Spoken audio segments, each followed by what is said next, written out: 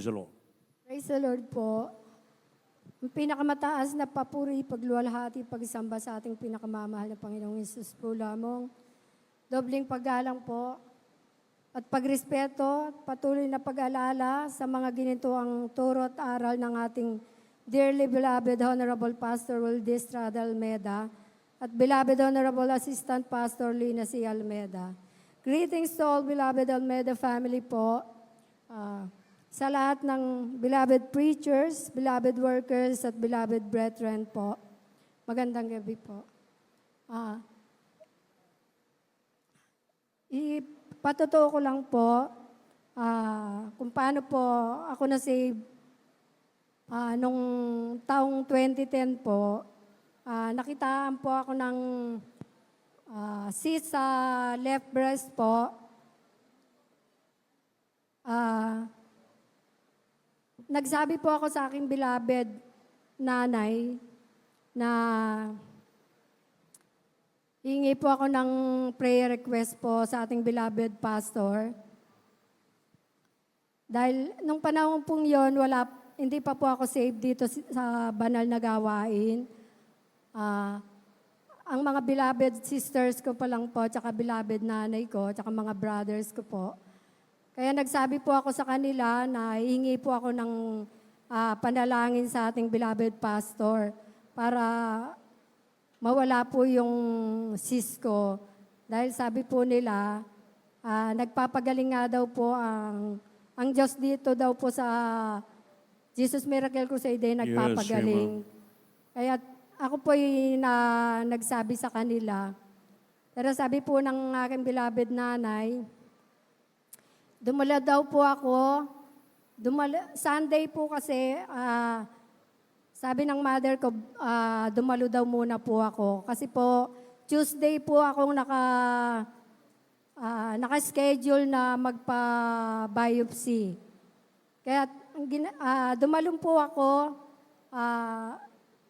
bagamat pinagbigyan ko po ng aking beloved nanay, dumalo po ako ng Sunday. Ang alam ko po, pagpe-pray lang po ako, pero sabi po nila, magpabautismo na rin daw po ako para sigurado daw po ang pagaling. Kaya sa kahabagan po ng mahal na Panginoong Hesus, nagpabautismo po ako. Tunay na kakaiba po ang aking naramdaman nung panahon na pag-apak pa lang po doon sa bautismuhan, tunay na grabe po yung presensya ng mahal na Panginoon. Nanginig po ako talaga. Sobrang panginginig ko. Hindi naman po ako nilalamig, pero sabi ko po bakit ako sobrang panginginig na hindi ko mapigilan po. Kaya nagtanong po ako sa aking beloved nanay, sabi ko po ano pong nangyari sa akin. Sabi niya, ganun talaga daw po. Kaya hindi ko na lang po pinansin, binaliwala ko na po at nagbihis na po ako. Ngayon po, nung bumalik na din po ako pagkatapos po ng mabautismuhan po ako, bumalik na rin po ako dito sa Maynila dahil naka-schedule nga po ako ng biopsy. Pumunta pa rin po ako sa PGH para magpa-biopsy. Subalit pagdating ko po doon, halos naiinis na po yung doktor ang tumingin po sa akin kasi wala naman daw po siyang makapa na bukol. Kaya Glory to God. Hallelujah. sabi ko po, paano nangyari yun? Samantalang sila nakalagay pa nga po sa record ko na 3 cm nga po yung bukol, kaya kailangan daw pong i-biopsy. Ngayon po, tinanong niya ako kung sino yung doktor na tumingin sa akin. Mabuti po't nandun naman yung tumingin, tinawag po nila. Dalawa na po silang tumingin, talagang wala na po silang makitang bukol. Kaya sabi nila, ano daw pong ginawa ko, bakit nawala daw po yung bukol? Ang naisagot ko lang po, praise the Lord po, pinagiling ako ng mahal na Panginoong Hesus. Glory to God. Yun na lang po naisagot ko sa kanila kasi sa kabaguhan ko po, hindi ko po alam ang isasagot ko sa kanila, kundi yung pinagaling ako ng mahal na Panginoong Hesus. Kaya tunay na gano'n na lang po yung kagalakan ko, kaya ako po yung nagtanong sa aking mga beloved sister kung saan po ba ako dadalo. Kasi hindi ko po alam kung saan yung mga gawain ng panahon na yon. Sabi po nila kung pwede daw po sa Amoranto o kaya sa May Kawayan daw po. Sabi ko po baka sa May Kawayan na lang kasi mas kabisado ko po ang May Kawayan. Kaya yun po, salamat sa ating mahal na Panginoong Yesus at hallelujah, na yun po yung simula ng pagdalo ko hanggang sa hallelujah, maging ang aking beloved husband, aking beloved mga apo, ay nabautismuhan na din po dito sa ating banal na gawain. Amen. Sa kahabagan po ng ating mahal na Panginoong Yesus. Hallelujah. At tunay na, nung nakaraang pandemic din po, nagkaroon din po ako ng, bagamat hindi po ako nakarating ng hospital dahil sabi ko po, wag na pong maingay dahil nilalagnat po ako, matindi yung ubo ko, at hindi po ako nakakakain. 5 days po, nag-self-quarantine po ako sa taas namin. 5 days po hindi ako nakakakain dahil hindi po tumatanggap ng pagkain ng sikmura ko. Iniluluwa ko rin po. Kaya ang ginawa ko po, magpuri, manalangin sa ating mahal na Panginoong Yesus. Nagsumamo po ako humingi ng kapatawaran sa kung ano mga pagkukulang ko. At pinaalala po ng mahal na Panginoong Yesus na yung pong pag-aalala dahil po sa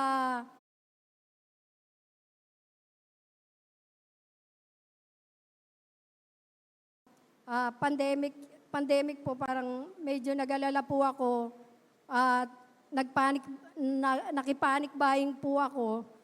Kaya yun po yung pinaisip sa akin ng mahal na Panginoong Yesus na hindi tayo dapat mag-alala kung sa mga panahong dumarating na pagsubok na ganyan dahil ang ating mahal na Panginoong Yesus po ang siyang magpo-provide ng mga pangangailangan po namin. Hallelujah. Kaya tunay na sa 5 araw po na hindi ako kumakain, 5 araw po, sa awa ng mahal ng Panginoon, pinagaling po ako ng mahal na Panginoong glory to Yesus. God. Hallelujah. Nang walang gamot po. Mula po nang mabautismuhan po ako rito, hindi na po ako tumikim ng gamot.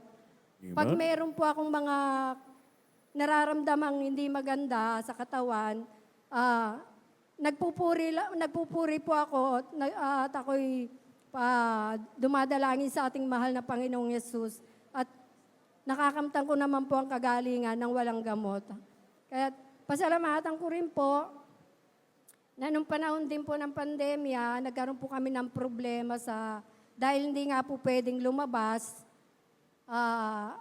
Yung hanap buhay po namin, yung mga tao namin lumalabas sila araw-araw dapat sa iba't ibang barangay para magtinda. Nagtanong po sila sa akin kung paano na daw po kasi baka hindi daw sila papasukin sa mga barangay. Sabi ko, may awang mahal na Panginoon.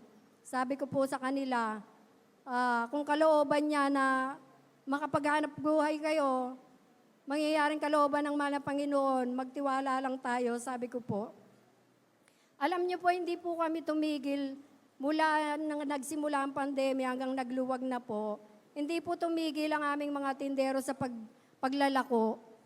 At tinatanong ko sila kung hindi naman sila pinipigilan sa mga barangay na kanilang pinagtitindahan. Ay hindi naman daw po, inahanapan lang sila ng mga ID. Kaya salamat sa mahal na Panginoong Yesus na sa pagpapalang yan at sa pag-iingat niya rin po sa amin. Hallelujah. Salamat din po sa kagalingang pinagkaloob niya po sa aking beloved husband. Dahil nung 2019 po, tumaas po yung blood pressure niya, sumabay yung kanyang blood sugar, tas meron pa po silang ibang nakitang, yung leptospirosis daw po sabi ng doktor. Kaya sabi po namin, bakit siya nagka-leptospirosis, hindi naman po siya lumulusong sa baha. Kahit daw po hindi lumulusong sa baha, pwede raw pong magkaroon nun. Kaya naka 2 days po siyang na-confine sa Chinese General Hospital. Ngayon po, dahil po magpapasko po yun, December 24 po, ayaw niya pong maiwan doon, gusto niya na po lumabas, kaya nagpilit po siya lumabas. Ang pinagtatako po namin, pumasok po siya doon naglalakad naman po, bakit po mga 2 days po, hindi na siya halos nakakabangon, kundi mo siya ibangon, hindi na siya nakakabangon. Kaya sabi niya, ilabas niyo na ako rito, baka doon pa raw po siya abutan ng kamatayan. Kaya nilabas na po namin siya. Pagdating po sa bahay, tunay na napakahirap po ng sitwasyon namin. Dahil kundi mo siya ibangon sa bigat niya po, sa laki niya pong yon, tunay na hirap po kami. Ngayon, sabi ko po sa kanya, dahil nakikinig po kami ng programa natin sa Jesus, yung Jesus Miracle Crusade sa radyo. Nakikinig po kami gabi-gabi. Sumasabay po kami sa panalangin, maging sa hallelujah. Kapag healing na po, sabi ko po sa kanya, sumabay po siya. Ngayon po, mga ilang linggo po yun, sumasabay po kami, araw-araw po nakikinig kami. Sa kahabagan ng mahal ng Panginoong Yesus, nakalakad po siya. Oh, glory to God. Hallelujah. Kaya't salamat sa ating mahal na Panginoon na sa lahat ng himalang yan sa aming buhay. At sabi ko po sa kanya, magpabautismo po siya para tuluyang gumaling siya. Kasi po tunay na ang tukso ay nandyan lang po. Dahil ng mga kumpare niya po na minsan nakakasahalubilo pa rin niya po. Pero hindi na po siya, mula po nung nabautismohan siya, hindi na rin po siya tumikim ng alak. Amen. Tabagan po Praise ng God. mahal ng Panginoon. Bagamat unti-unti po ang paggaling niya, salamat sa mahal na Panginoong Yesus na sa lahat po ng mga kahinuman niya na kinuha na po, wala na po sila lahat. Sabi ko nga po sa kanya, ikaw na lang natitira, kaya pasalamatan mo sa mahal na Panginoong Yesus yan. Kaya salamat sa mahal na Panginoong Yesus sa lahat po ng pagpapala, biyaya, kalakasan at pag-iingat niya po sa aming lahat. Sa pangalan po ng ating pinakamamahal na Panginoong Yesus, ang lahat po ng papuri, pagluwalhati, pagdakil at pagsamba sa ating pinakamamahal na Panginoong Yesus po lamang.